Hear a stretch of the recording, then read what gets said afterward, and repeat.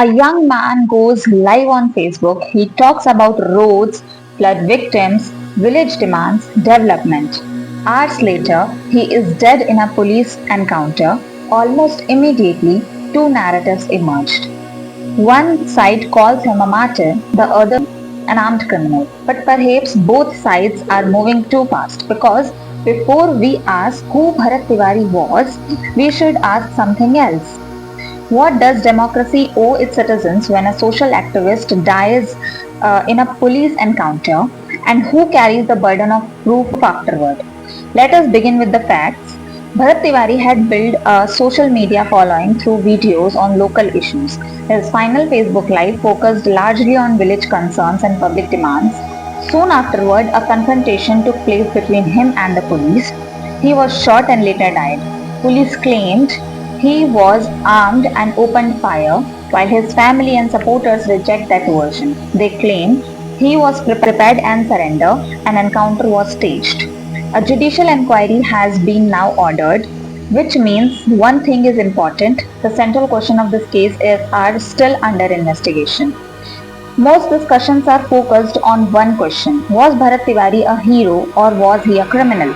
But perhaps that is the wrong question, because human beings are rarely that simple. A person can genuinely care about public issues but still understand how public image works. A person can become a symbol and still remain a flawed human being. The real question is not whether Bharat Tiwari had an audience, the real question is whether his cause genuine. Many supporters argue that it was, and there is a reason that they say that. The final Facebook Live was not the only video. His social media presence contained multiple videos discussing local issues, flood rehabilitation, infrastructure, village grievances, developmental concerns. If someone repeatedly raises that same issue over time, it becomes harder to dismiss everything as publicity stunt.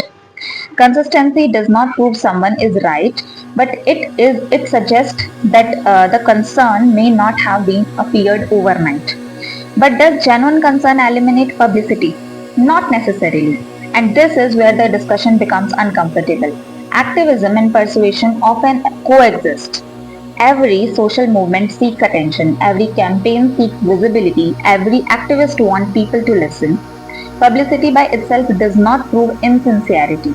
In fact, successful social movements depended on publicity. The real question is not whether someone attracted attention. The issue is whether the attention was built around a genuine cause or a manufactured one.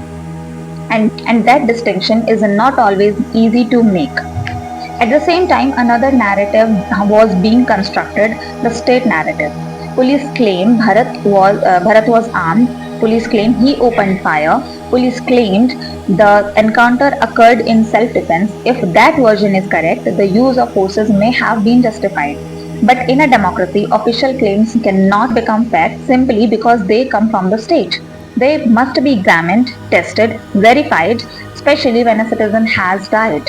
There, many discussions become confused. Questioning the police is not same as declaring the police guilty.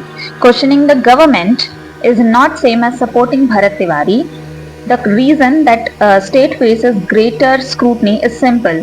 The state possesses powers that ordinary citizens do not. It can arrest, it can investigate, it can prosecute, and under certain circumstances, it can use force. Because those powers are extraordinary, accountability must also be extraordinary.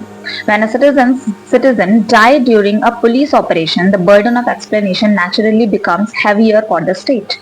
Not because the state is automatically wrong, but because the state is accountable. Several questions remain unanswered. What exactly happened in the final moments? Was the surrender being negotiated? What does the complete video timeline show? What does the forensic evidence indicate? What does the post report reveal? Were all standard operating procedures followed? Could the situation have been ended differently? The judicial inquiry is expected to examine these questions, and those answers arrive, maybe become premature. Yet, social media rarely waits for the evidence. Within hours, people had already chosen sides. Some declared Bharat Tiwari was a martyr, others declared him a guilty. Facts become secondary and emotions become primary. And perhaps that is the one of the most important lessons from this case. Modern society often writes history before investigations are complete. Perhaps the Bharat Tiwari case is not only about one individual. Perhaps it is about relationship between activism, state power, social media, and public memory. A society that refuses to question activists risk creating myths. A society that refuses to question the state risk normalizing unaccountable power. Democracy requires skepticism directions. The Bharat Tiwari case is still unfolding. The inquiry has not concluded. The evidence is still being examined. But one thing is already clear: this story is larger than one encounter. It is about accountability. It is about public trust. It is about how narratives are created. And it is about a question every democracy must answer. When a citizen dies at the hands of the state, what level of transparency does the public deserve? Because justice is not only about discovering what happened, it is also about ensuring that citizens never have to choose between blind faith and suspicion.